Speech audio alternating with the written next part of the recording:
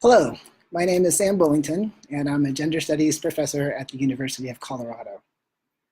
Since the subject of biology has come up, then many people want to know just how much does our biology impact our experience of gender. When I went on hormones, it was very eye-opening how much impact one tiny little chemical could have, changing not only my body, but my emotional process and personality. Emotionally, I became much more impatient. If I could see where we were heading, then I just wanted to get there. My sex drive dramatically increased, changing my entire relationship to sexuality and its importance in my life. My body became more physically dense and solid.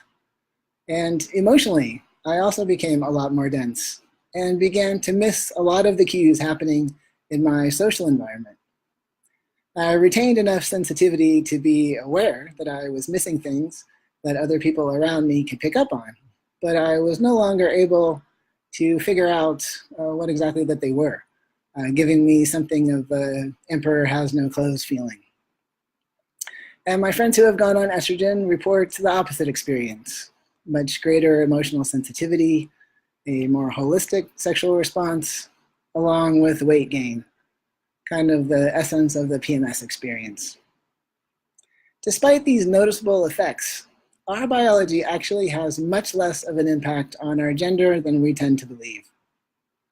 While we can all easily list off the characteristics that are associated with masculinity and femininity, these are not fixed according to our biology. Instead, they arise from our cultural training and are not universal.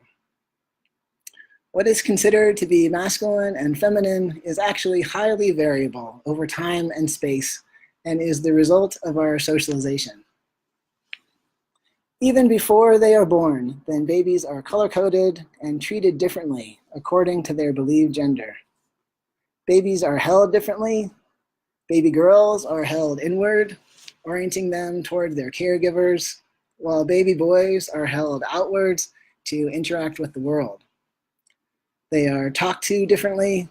Independent play is encouraged in boys, while girls are more rewarded for asking for help. And even something as intimate as our relationship to our own emotions is trained into us by our culture. Emotional expressiveness is encouraged in girls, with the exception of anger, while young boys are taught to keep vulnerable emotions in check, except for anger. Hence, for women, anger becomes a scary area to be avoided. It feels a lot safer to say, I feel hurt, rather than I feel angry. And while for men, then anger becomes the channel for all emotion. And it feels much safer to say, I feel angry, rather than I feel hurt. Rather than being universal, what is considered masculine and feminine is incredibly historically and culturally specific.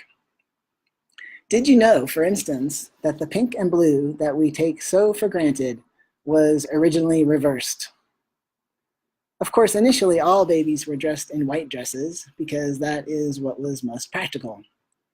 But when babies started to become color-coded in the early 20th century, then pink was believed to be the more masculine color, as it was a derivative of red, which was believed to be too vibrant for girls. And blue was associated with the Virgin Mary. And so baby girls were dressed in baby blue.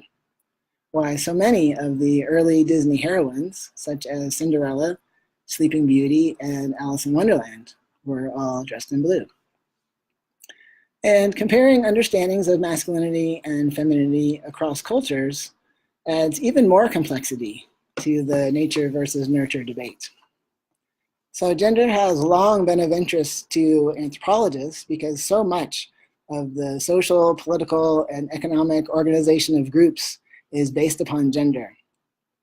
However, how each culture defines gender, the meanings that it gives to gender, and the roles for men and women have been demonstrated to have considerable variability. It is culture that dictates that some traits and activities are appropriate for men only, and some for women only. Gender assumptions are so deeply embedded in cultural values that it creates the effect that they are natural and inevitable.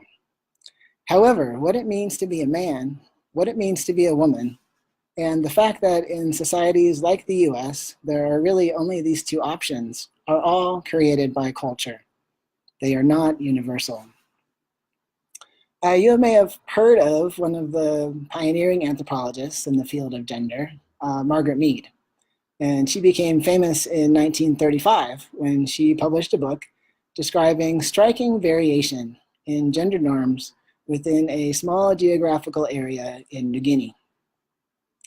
And what she found is that two of them did not even regard men and women as being temperamentally different. In one society, all members were trained to be gentle, nurturing, and cooperative, what we might consider to be feminine traits. In a neighboring group, all members were socialized to be aggressive, sexually active, and ruthlessly competitive, what we might consider to be stereotypically masculine traits. And to further upset any notions of universality, then Mead found that in the third group, there was a reversal of the traditional gender roles found in the US. There she found that the women were seen as dominant, impersonal, and managerial, whereas the men were characterized as flirtatious, emotionally dependent, and very fixated on their appearance. From this, Mead argued that the assignment of certain characteristics to men and others to women is completely arbitrary, but becomes firmly embedded in cultural values through child rearing and socialization processes. In all the range of human potential, cultures select out some traits to encourage, others to ignore, others to disallow, and others are designated as only appropriate to certain groups, such as women or men. Early childhood conditioning and continuous social reinforcement throughout life is what solidifies these differences. It is most accurate to think of gender as a habit, something that is created through repetition, that we originally learn, but then becomes unconscious over time. And this happens through a process called citationality and sedimentation. And those are two fancy sounding words, so I'll just break those down for a moment. So when you give a list of citations in a college paper, then what you are doing is referencing someone else's ideas that you have borrowed. Similarly, we have gendered ideals of masculinity and femininity that we are taught to emulate, and it is through this performance that we are able to be intelligible in society. And all of these individual performances build up over time, like how geologically sedimentary rocks are formed. And it is through this layering that we create what we know as reality, which is merely an effect of repetition, therefore always subject to change. Even the dense matter of our own bodies is highly impacted by our cultural socialization. Many of my college students, for instance, assert that males are simply physically stronger than females. However, the truth is that we can really never know because we are taught to inhabit our bodies so differently.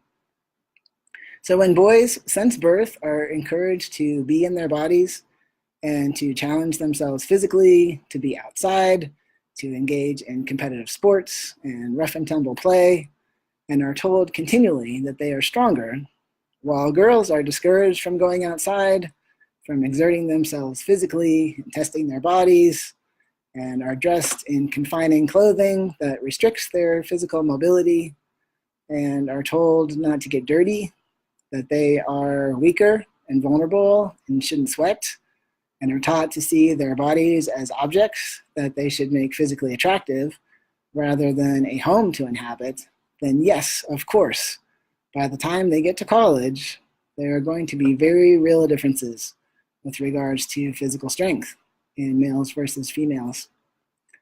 But how much of this is caused by biology?